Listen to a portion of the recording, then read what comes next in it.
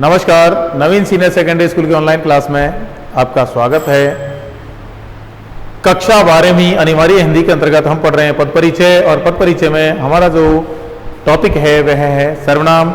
सर्वनाम में हम जो इसके 6 भेद हैं उनमें से पहला भेद है पुरुषवाचक या व्यक्तिवाचक सर्वनाम, और उसके 3 भेद हैं उत्तम पुरुष, मध्यम पुरुष और अन्य पुरुषवाचक सर्वनाम है। पिछले वीडियोज में हम पढ़ चुके हैं। आगे उसका जो अगला भेद है निश्चयवाचक सर्वनाम, और दूसरे भेद है उनके बारे में अब हम अध्ययन करेंगे। देखिए, दूसरा भेद है निश्चयवाचक सर्वनाम।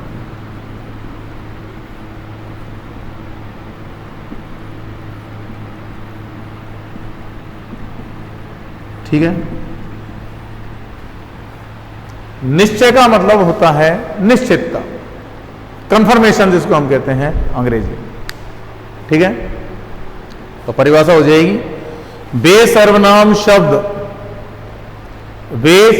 शब्द जो किसी व्यक्ति या वस्तु की निश्चित स्थिति का बोध कराएं, निश्चयवाचक सर्वनाम कहलाते हैं। वे सर्वनाम शब्द जो किसी व्यक्ति या वस्तु की, प्राणी भी कह सकते हैं हम, व्यक्ति की जगह पर प्राणी कहते हैं तो भी कोई प्रॉब्लम नहीं है, किसी व्यक्ति या वस्तु की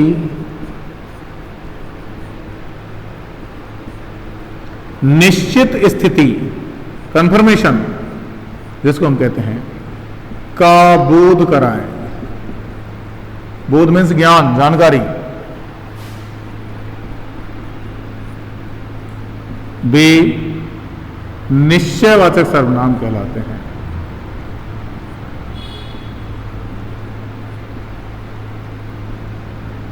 निश्चयवाचक सर्वनाम कहलाते हैं। ठीक है, यानी इसमें कंफर्मेशन होता है, निश्चितता होती है। बेसर्वनाम शब्द जो किसी व्यक्ति या वस्तु की निश्चित स्थिति का बोध कराएं, यानी उसकी स्थिति कैसी है, कंफर्म है, उसके बारे में बोध कराएं, तो वे निश्चयवाचक सर्वनाम कहलाते हैं। ठीक है, अब इसमें निश्चयवाचक सर्वनाम के लिए प्रयुक्त होने वाले जो शब्द हैं वे यह और वह, दो ही हैं। अब देखिए, यह है, इसके बारे में बात करते हैं, और वह इसके बारे में बात करते हैं। यह का प्रयोग कहां होगा, वह का प्रयोग कहां होगा। ठीक है, तो देखिए, पास स्थित, निकट, निकट कह दें, पास कह दें, एक ही बात है, नजदीक कह दें, निकट या पास स्थित व्यक्ति या वस्तु के लिए यह शब्द का प्रयोग किया जाता है। और वह दूर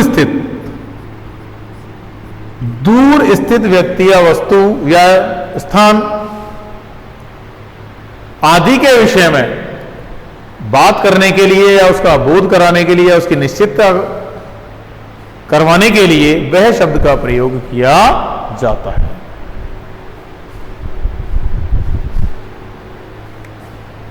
जैसे उदाहरण की बात करें, यह पुस्तक मेरी है। पास स्थित है, पास में ही रखी हुई है। किसी ने पूछा साथी ने, अरे भैया ये किताब किसकी है, पुस्तक किसकी है, तो जिसकी है उसने कहा कि ये मेरी है। ठीक है,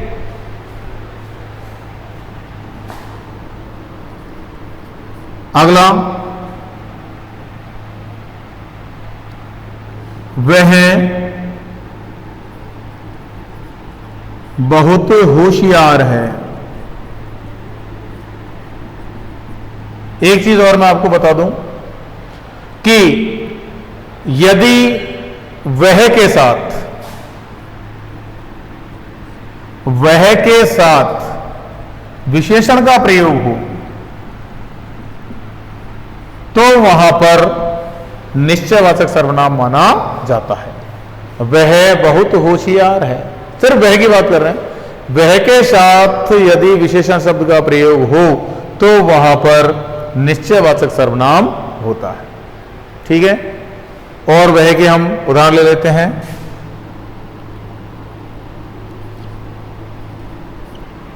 वह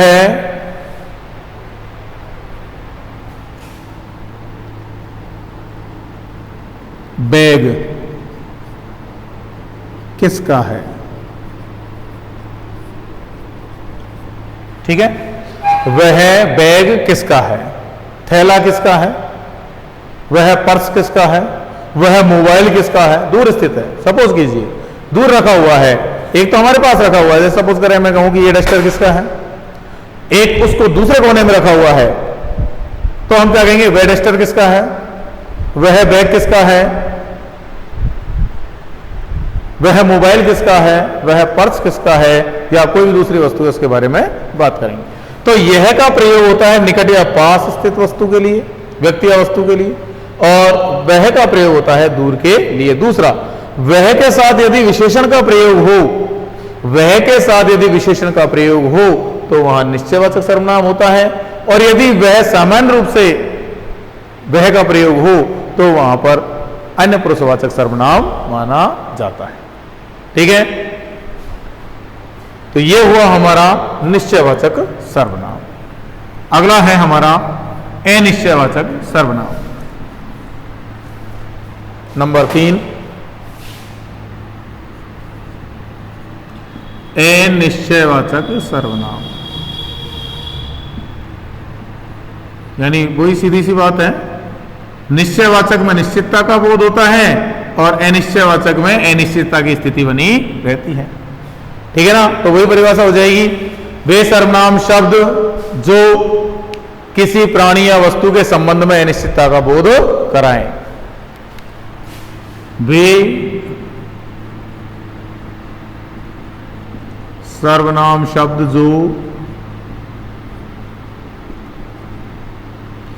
किसी व्यक्ति कह दें, प्राणी कह दें, एक ही बात है, किसी व्यक्ति या वस्तु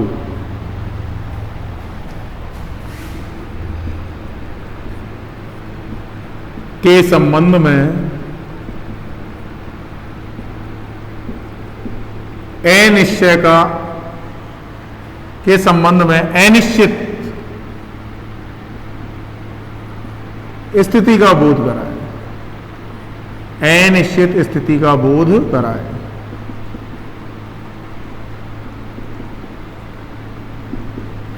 अनिश्चयवाचक सर्वनाम कहलाते हैं।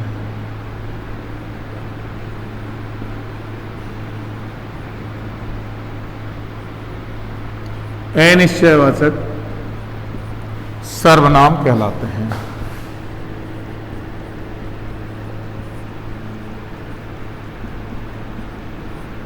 ठीक है, उदाहरण के तौर पर इसके लिए प्रयुक्त होने वाले शब्द हैं वो मैंने आपको बता दिया। कोई कुछ,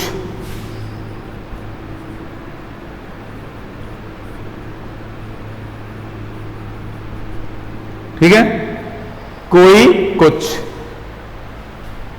अब हम वाक्य बनाते हैं, सेंटेंस। देखिए उदाहरण के तौर पर, आपको कोई बुला रहा है।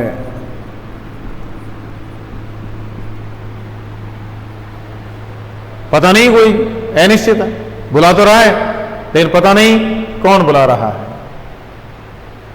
आपको कोई बुला रहा है।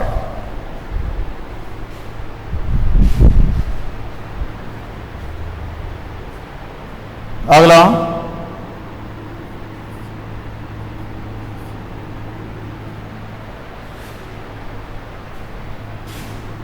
मुझे डर लग रहा है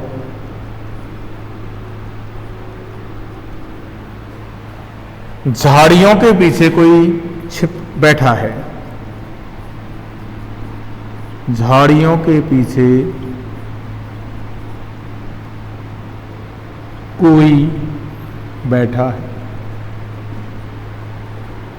कंफर्म नहीं है, कोई बैठा है, यानी कोई ना कोई तो है। अब कोई व्यक्ति हो सकता है, कुत्ता हो सकता है, बिल्ली हो सकती है, या कोई और दूसरा प्राणी हो सकता है। बाजार से खाने के लिए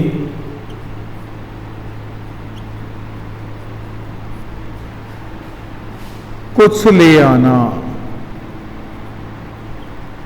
अब कंफर्म नहीं है कि लाना क्या है। कंफर्म ये नहीं है कि बिस्किट लाने हैं, कोई मिठाई लानी है, या कोई नमकीन लानी है, या कोई और दूसरी वस्तु लानी है। कंफर्म नहीं है। हमें तो सिर्फ खाना है, आप कुछ भी ले आना, ठीक है ना। तो बाजार जाने वाले से हमने कहा कि बाजार से खाने के लिए, ये तो इंडिकेशन कर दिया। यदि हम कहते हैं बाजार से कुछ ले आना, तो कुछ में तो वो कुछ भी लेकर आ सकते हैं। वो बाजार से एक जोड़ी चप्पल भी ला सकते हैं, एक जोड़ी जूते भी ला सकते हैं, कपड़े भी ला सकते हैं, कुछ भी ला सकते हैं। लेकिन हमने क्या कहा कि बाजार से खाने के लिए कुछ ले आना। अब कंफर्मेशन नहीं है, निश्चितता नहीं है कि क्या लाना है। यदि हम कहें कि बाजार से मिठाई लानी है तो कंफर्म हो गया। बाजार से फल लाने हैं, केले लाने हैं, सेब लाने हैं, अंगूर लाने हैं, कंफर्म हो गया, निश्चित स्थिति हो जाएगी। लेकिन बाजार से खाने के लिए कुछ ले आना, अब वो लाने वाला जो बाजार गया है उसके ऊपर निर्भर करता है, उसके ऊपर डिपेंड करता है कि वो क्या लाए। हो सकता है आपका मन मिठाई खाने का हो और वो नमकीन ले आए, या फिर कोई और दूसरी खाने की चीजें बाजार में बहुत सारी है, वो करेले लेकर आ जाए, टमाटर लेकर आ जाए, ठीक है। तो बाजार से खाने के लिए कुछ ले आना, यानी जो अनिश्चित स्थिति, उसके बारे में जानकारी होती है।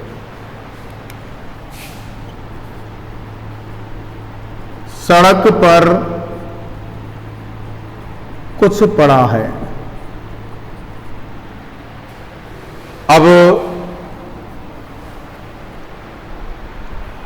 हमें दूर से दिखाई दे रहा है, या सड़क के किनारे मकान पर हम हैं और वहां सड़क पर या कोई पॉलिथीन है, या कोई डिब्बा है, या कोई और दूसरी वस्तु है, वो हमें दिखाई दे रही है।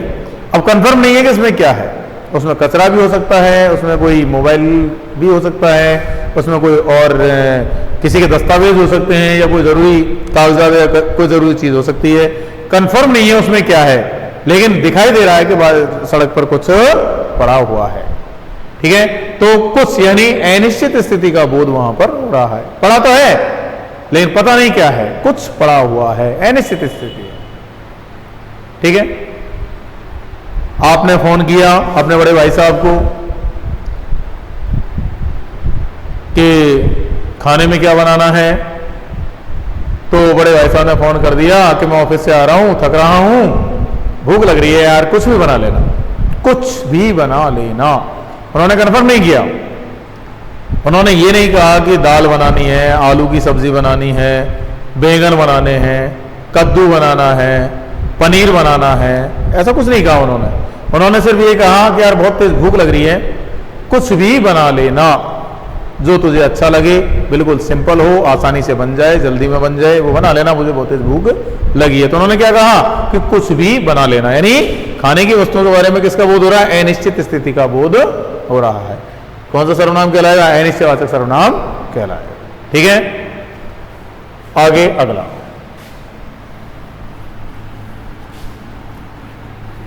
अगला है हमारा प्रश्नवाचक सर्वनाम।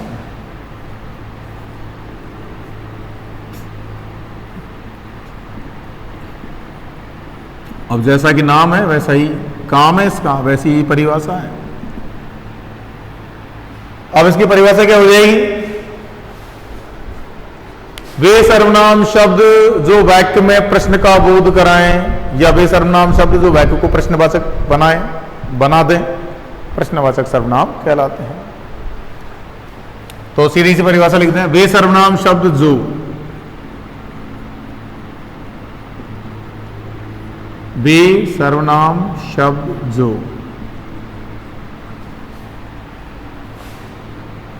वाक्य में प्रश्न का बोध कराएं,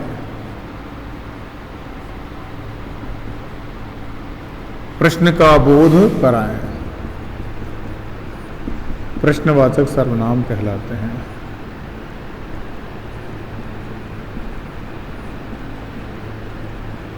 प्रश्नवाचक सर्वनाम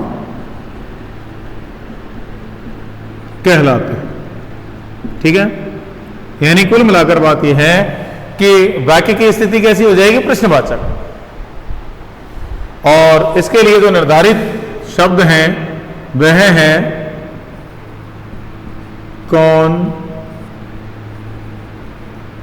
क्या और इससे बनने वाले कब आदि।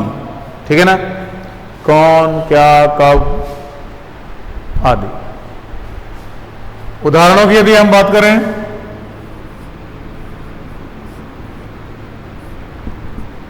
तो देखिए,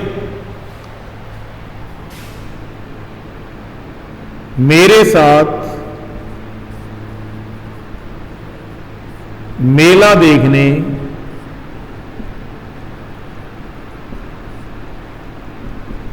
कौन चल रहा है।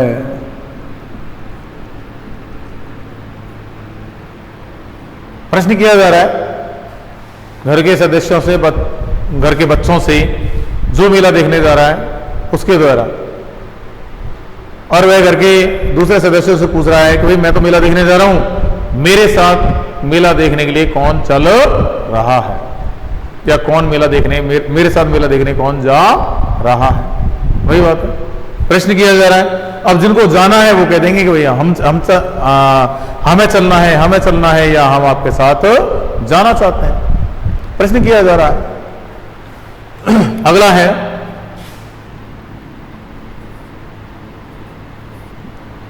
मुझे कौन पुकार रहा है।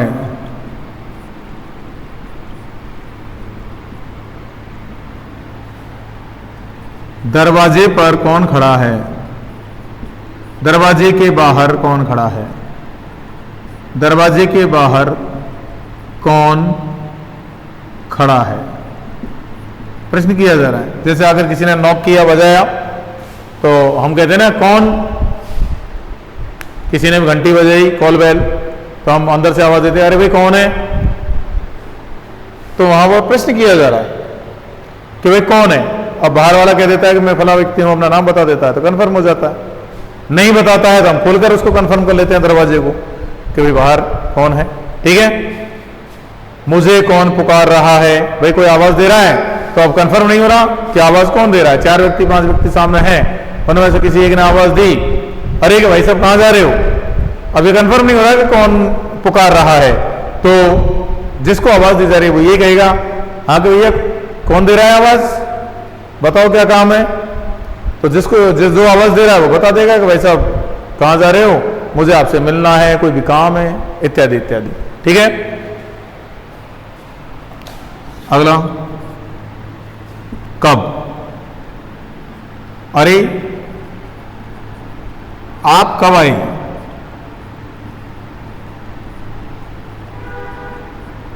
अरे आप कब आए, कब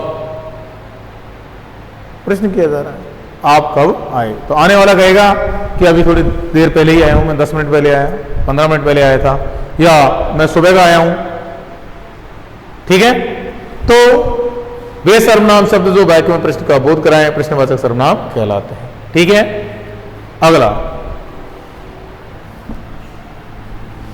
अगला है हमारा संबंधवाचक। संबंध का मतलब आप जानते हैं खूब अच्छी तरह से। संबंध वाचक सर्वनाम।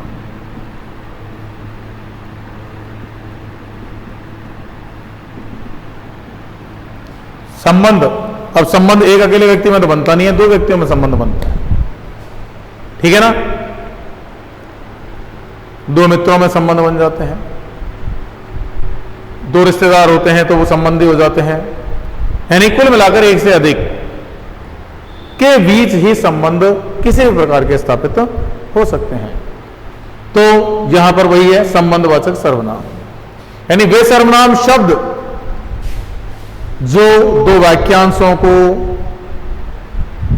दो वाक्यों को जोड़ने के काम आए या उनका जोड़ने का काम करें, वे संबंधवाचक सर्वनाम कहलाते हैं।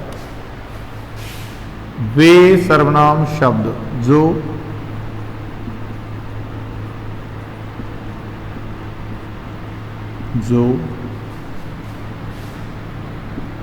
दो वाक्यों या वाक्यांशों को जोड़ने का कार्य करें या जोड़ने के लिए प्रयुक्त हो, एक ही बात है, जोड़ने का कार्य करें या जोड़ने के लिए प्रयुक्त हो, वे संबंधवाचक सर्वनाम कहलाते हैं। संबंधवाचक सर्वनाम कहलाते हैं।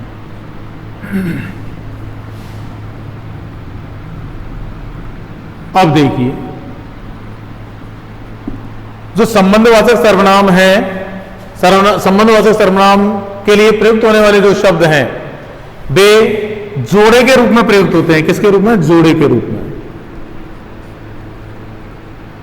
जोड़े के रूप में प्रयुक्त होते हैं। संबंधवाचक सर्वनाम के लिए प्रयुक्त होने वाले शब्द किसके रूप में प्रयुक्त होते हैं? जोड़े के रूप में। और जोड़े के रूप में कौन प्रयुक्त होते हैं? योजक। योजक शब्द जो योजक से जुड़े होते हैं, योजक चिन्ह से जुड़े होने वाले शब्द, योजक चिन्ह से जुड़े शब्द, ठीक है ना। अब दो अलग अलग शब्द होते हैं, उनको योजक के साथ जोड़ दिया जाता है। योजक चिन्ह जानते हैं आप, ये वाला बीच में जिसको हम अंग्रेजी में डैश कहते हैं, ठीक है ना। तो कौन कौन से हैं देखिए, यदि, तो,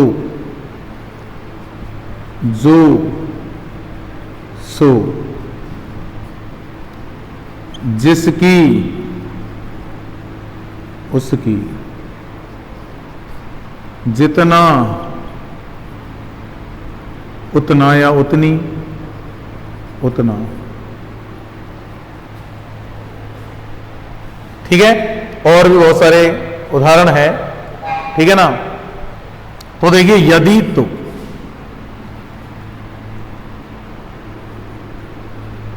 यदि तुम ठीक से पढ़ाई करते तो, ठीक से पढ़ाई करते तो, अब देखिए, यदि तुम ठीक से पढ़ाई करते तो, अब ये यदि और तो दूसरे वाक्य को पहले वाक्य से जोड़ने के लिए प्रयुक्त हो रहे हैं। यदि तुम ठीक से पढ़ाई करते तो परीक्षा में पास हो जाते।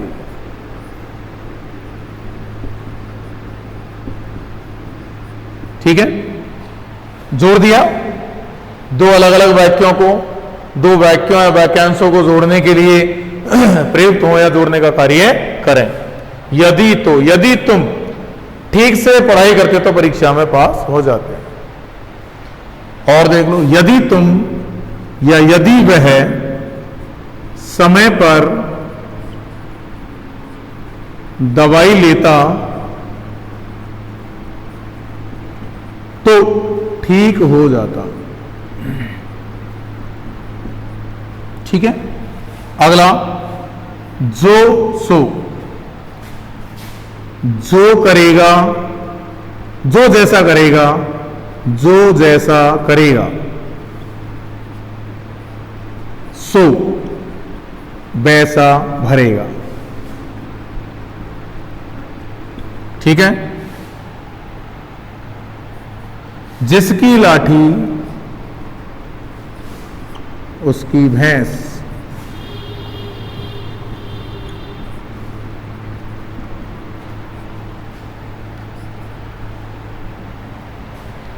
जैस, एक और लिख लेते हैं, जैसी वैसी। ठीक है, अगला है जितना उतना, जितना गुड़ डालोगे उतना मीठा होगा। कई बार हम कहते हैं ना कि यार ये काम अच्छा नहीं हुआ, तो सामने वाला क्या कहेगा, अरे क्या अच्छा तो हो जाता, जितना को डालोगे उतना ही तो मीठा होगा भैया, जितना पैसा खर्च करोगे उस हिसाब से व्यवस्था हो जाएगी। अगला है जैसी बैसी, जैसी करनी वैसी भरनी, जैसी करनी वैसी भरनी, यानी व्यक्ति जैसा कर्म करेगा उसको वैसा ही फल मिल जाएगा। ठीक है, तो ये हुआ हमारा संबंधवाचक सर्वनाम।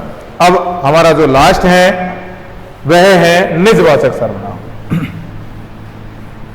तो यहां तक आपको आसानी से समझ में आ गया होगा, ज्यादा क्लिष्ट कुछ भी नहीं है, बिल्कुल नॉर्मल है। यदि आप इसको ठीक प्रकार से माइंड को शार्प करते हुए और एकाग्र चित्त रहते हुए समझने का प्रयास करें तो आसानी से इसको समझ सकते हैं।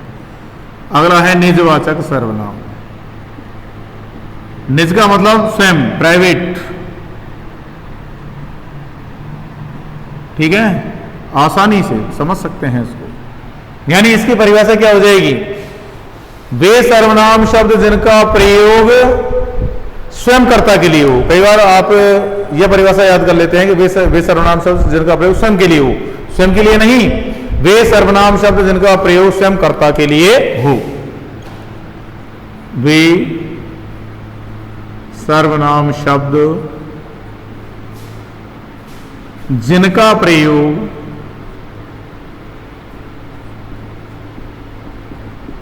स्वयं कर्ता के लिए हो।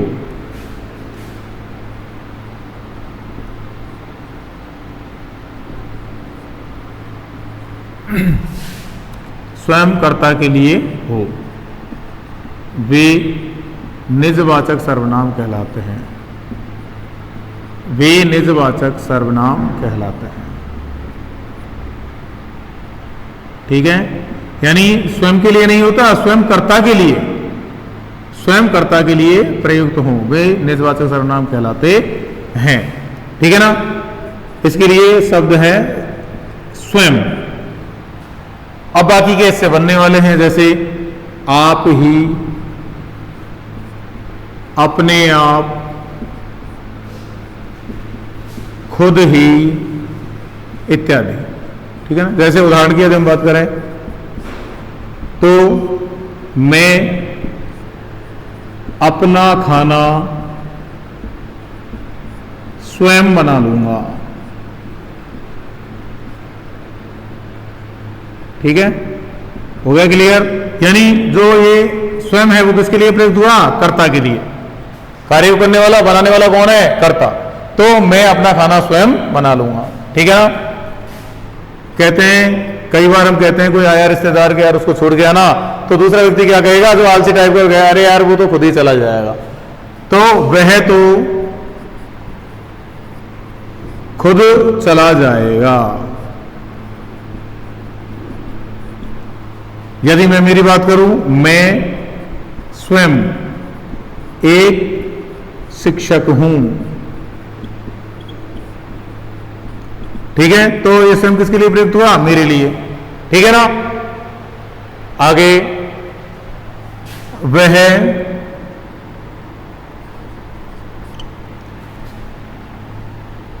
अपने आप चला जाएगा।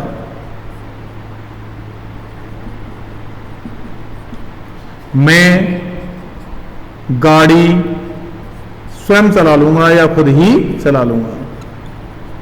ठीक है, ठीक है। तो इस तरह से जो निजवाचक सर्वनाम है इसकी परिभाषा हो जाएगी, वे सर्वनाम शब्द जिनका प्रयोग स्वयं कर्ता के लिए हो, वे निजवाचक सर्वनाम कहलाते हैं। स्वयं, आप ही, अपने आप, खुद ही, ये से बनने वाले जो शब्द हैं, इसके लिए प्रयुक्त होने वाले शब्द हैं, ये सेंटेंस है यानी वाक्य बनने वाले। तो इस तरह से पद परिचय के अंतर्गत हमारा जो दूसरा टॉपिक है सर्वनाम आज यहाँ फिनिश होता है। और इसमें किसी तरह की कोई आपको समस्या हो तो आप विद्यालय के नंबरों पर संपर्क कर सकते हैं और अपनी समस्या का समाधान प्राप्त कर सकते हैं। मिलते हैं नेक्स्ट वीडियो में, तब तक के लिए धन्यवाद।